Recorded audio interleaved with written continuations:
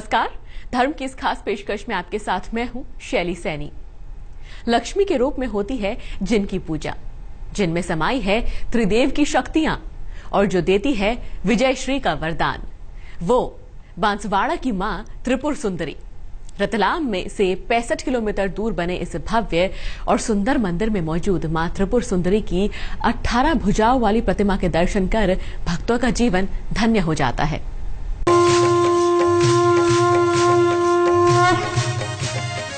माँ जिसका दुलार खींच लाता है 7 समंदर पार से, जिसकी गोद के लिए व्याकुल रहता है हर कोई। माँ जिसके आंचल की शीतल छांव के आगे तपता सूरज भी घुटने टेक देता है। माँ जिसके द्वार पर होती है हर मनोकामना पूरी।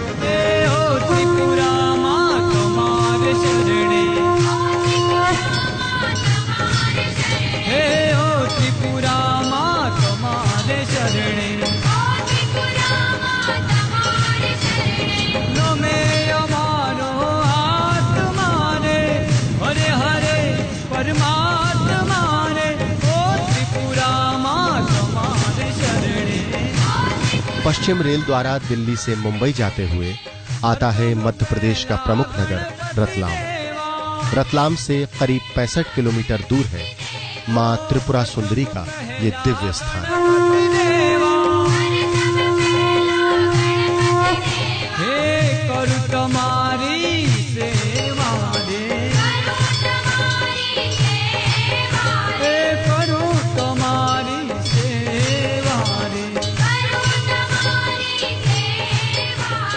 जगजननी मां त्रिपुरा सुंदरी जो विराजी हैं राजस्थान के दक्षिण में अरावली पर्वत श्रृंखलाओं के बीच इस मनोरम मंदिर।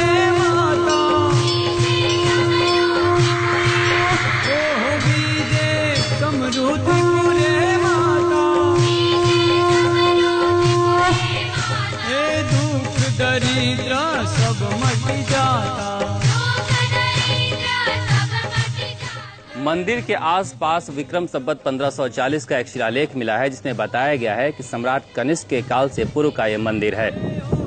यहाँ आसपास गढ़पोली नाम का एक महानगर था, जिसके तीनों तरफ शिवपुरी, सीतापुरी और विष्णुपुरी नाम का एक दुर्ग था। इन तीनों दुर्गों के बीच मंदिर बसा था, इसे त्रिपुरा सुंदरी कहा गया।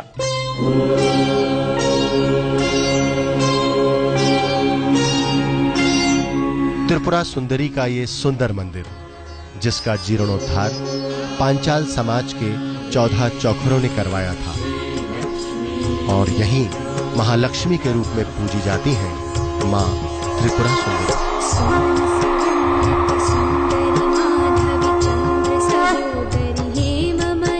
मां त्रिपुरा सुंदरी जिनमें एकाकार हो जाते हैं माता के समस्त रूप, और जो कहलाती हैं महाकाली, महालक्ष्मी और महासरस्वती का रूप।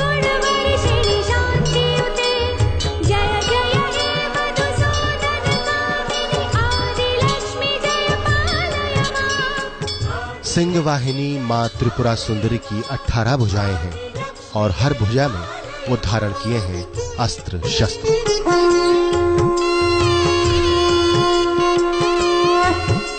मां के चारों ओर नवग्रह नवदुर्गा के रूप विद्यमान हैं।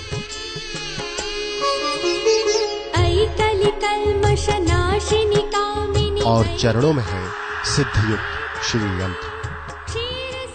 शक्तिपीठ होने के कारण मां त्रिपुरा सुंदरी को माता पार्वती का रूप भी माना जाता है। वो माता जो यहाँ आए अपने किसी भी भक्त की झोली खाली नहीं लौटाती।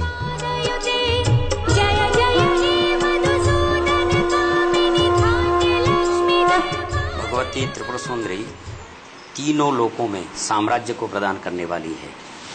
भगवती त्रिपुरा सुंदरी का आविर्भाव ही भगवती महाकाली, महालक्ष्मी और महासरस्वती स्वरूप में प्रकट होकर के, और 10 अवतार जो 10 महाविद्या है उसमें बाला भगवती त्रिपुरा सुंदरी का स्थान महत्वपूर्ण है, जिसमें भोग और मोक्ष दोनों को प्रदान करने वाली यह भगवती है, जिसके समस्त प्रकार के कार्यों को सिद्धि प्रदान करती है। मां के इस रूप के बारे में त्रिपुरा रहस्य महात्म्य खंड और अपरणो त्रिपुरोपनिषद में विशेष वर्णन मिलता है।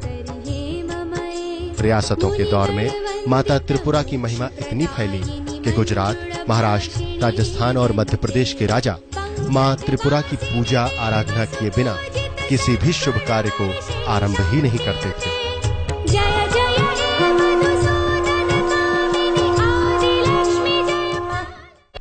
मां के इस धाम में दिन में मां की 3 रूपों की पूजा होती है।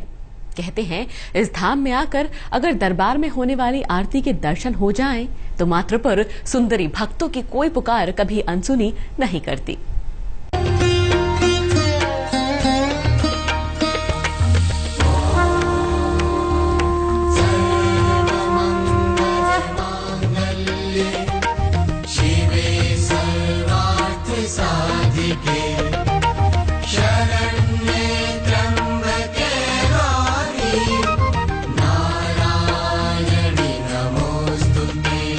मां जो अपनी आराधना का, अपने पूजन अर्चन का फल देने में देर नहीं करती, इसीलिए मां के भक्त हर समय यहाँ अपनी झोली फैलाए नतमस्तक खड़े रहते हैं।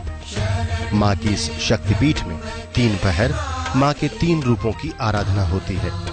प्रातःकाल में कुमारिका, मध्याह्न में यौवन रूप सुंदरी और सायंकाल में मां के प्रोढ़ रूप का दर्शन पूजन होता है।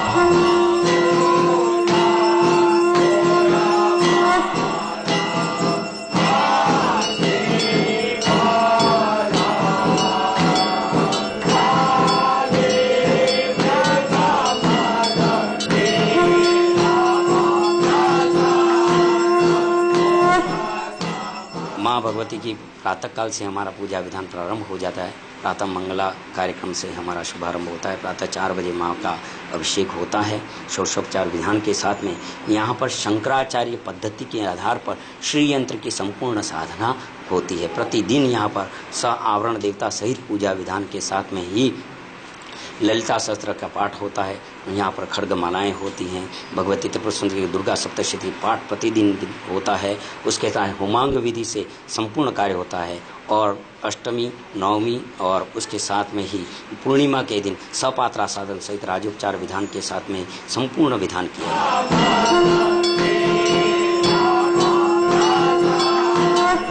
पीले फूलों, लाल चुनरी और लाल चूड़ियों से सजी मां, जिनकी आभा से आलोकित है इस दिव्य स्थली का कोना कोना। गृहस्थ आश्रम में रहने वाले मां त्रिपुरा सुंदरी के सगुण रूप को पूजते हैं, तो साधु संत वैरागी मां के निर्गुण भाव की आराधना करते हैं। ऐसी मान्यता है कि यहाँ से सिद्ध क्रियाओं के द्वारा शत्रु हो या मित्र, किसी को भी वश में किया जा सकता है।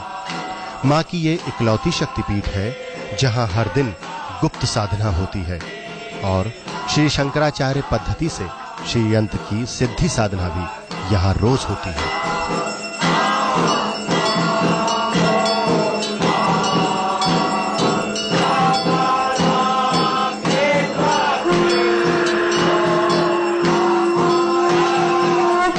कई संतों ने यहाँ पर सिद्ध साधनाएं की हैं और साथ ही भगवती का यह प्राकट्य स्वरूप के अंतर्गत में विद्यमान इस इतिहास के बारे में हम सोचते हैं तो कनिष्क काल से लेकर के यह चलता हुआ आ रहा है।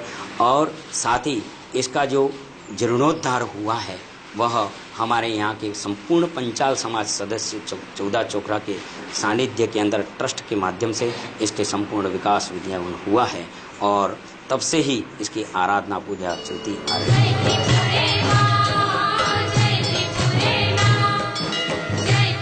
मां त्रिपुरा सुंदरी, जिनकी पूजा आराधना से समाप्त होते हैं जीवन के सारे विकार और मिलती है हर दुख, हर कष्ट से मुक्ति। कहते हैं कि मां की इस दिव्य स्थली में जो भी आता है, सच्चे हृदय से जो भी मांगता है, उसकी मनोकामना मां जरूर पूरा करती हैं। मगर ये भी सच है कि यहाँ तक सिर्फ वही आ सकते हैं जिन्हें स्वयं भगवती यहाँ आने का आदेश देती है। अब दर्शन एक ऐसी देवी के जिनका नाम जितना अजीब है, उनकी महिमा उतनी ही अपरंपार।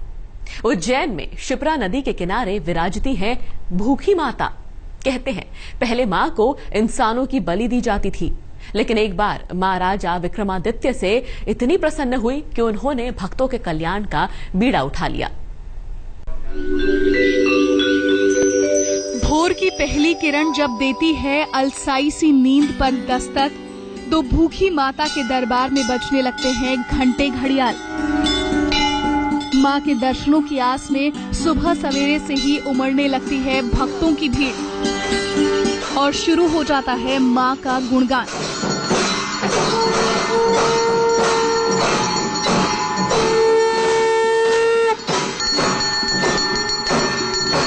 उज्जैन में शिप्रा नदी के किनारे बना हुआ है भूखी माता का मंदिर। यहाँ संतान के लिए तरसते लोगों को मिलती है नई आस। पूजा से भर जाती है सूनी गोद। मां के इस चमत्कार को भक्तों ने अपने जीवन में तुरंत घटते हुए देखा है और यही वजह है कि भूखी माता को संतान वाली माता के नाम से भी जाना जाता है। संतान का आशीर्वाद देने वाली मां का नाम उनके आशीर्वाद देने के बिल्कुल विपरीत है। मां को भक्त क्यों पुकारते हैं भूखी माता के नाम से, इसकी कहानी भी कुछ कम दिलचस्प नहीं। कहते हैं कि माता को हर रोज एक जवान लड़के की बलि दी जाती थी। मां की इस अनोखी भेंट से हर दिन किसी न किसी घर में मातम छा जाता था। दुखियारे लोगों की पुकार जब विक्रमादित्य तक पहुंची तो उन्होंने खुद को माता का भोग बनाने का निश्चय कर लिया। जिस दिन विक्रमादित्य को राजा बनाने की घोषणा हुई, विक्रमादित्य ने पूरे शहर को सुगंधित भोजन से सजाने का आदेश दिया।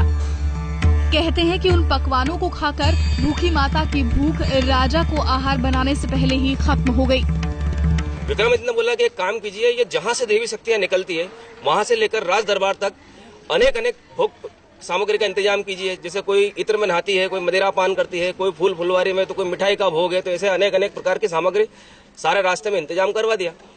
अब जहाँ राजा विक्रमादित्य को लिटाया गया था उस जगह पे विक्रमादित्य ने क्या किया कि एक मेवा मिष्ठान का पुतला बनाया और राज तख्त पे लिटा दिया और खुद जो थे वो राज तख्त के नीचे छुपकर बैठ गए।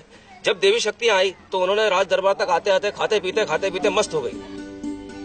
भूखी माता ने राजा की बुद्धिमत्ता से खुश होकर उनको उज्जैन का सम्राट होने का आशीर्वाद दिया और खुश होकर विक्रमादित्य को एक वरदान मांगने को कहा। और तब विक्रमादित्य ने माता को उज्जैन की सीमा से बाहर शिप्रा नदी के किनारे रहने का वचन मांगा। इसे राजा विक्रमादित्य की निपुणता और साहसी कहेंगे कि कभी उज्जैन में अपने नरभक्षी स्वरूप के लिए जाने जाने वाली भूखी माता अब शिप्रा किनारे विराजमान है और भक्तों की तकलीफ हरने के लिए जानी जाती हैं। वैसे तो मां के दरबार में किसी भी दिन दर्शन करने से मिल जाता है उनका आशीर्वाद, लेकिन नवरात्र के 9 दिन पूजा से बदल जाती है भक्तों की किस्मत, क्योंकि इस दौरान यहाँ होती है एक ऐसी रहस्यमयी पूजा जिसमें माता को लगाया जाता है मदिरा का भोग और उसके बाद होती है जागृत आरती।